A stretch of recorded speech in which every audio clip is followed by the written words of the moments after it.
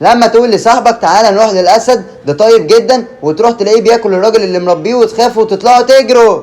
اقول لك ايه يا اسطى، عايزين نروح للاسد. نروح فين يا اسطى؟ للاسد يا عم، ايه اللي هيودينا هناك؟ ده مشوار بعيد قوي. يا عم ما تبقاش كسلي، ده هم 7 كيلو بس. 7 كيلو؟ بقول لك ايه يا اسطى، عشان انا بس عندي فوبيا من الاسود. هو الاسد بيعض؟ ياض بيقضي ايه يا ده الاسد ده طيب جدا، ده حلو وربنا تعالى اوريهولك. تعالى يا عم انت بتهددني، طب وربنا لاجي معاك. اهو يا اسطى الاسد، ايه رايك فيه طيب ولا لا؟ فين يا اسطى؟ ايه ده؟ يا نهار اسود ومنيل يا اسطى، ده شكله متضايق دلوقتي وهياكل الراجل اللي هو مربيه. يا نهار اسود يا اسطى، ده شكله هيقض بجد. اقول لك ايه، ما تيجي نجري.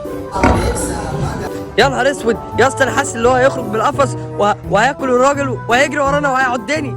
خلاص يا اسطى يلا بينا نجري، انا هجري. ده جري وسابني لوحدي، تمام في بجلدي واجري انا كمان.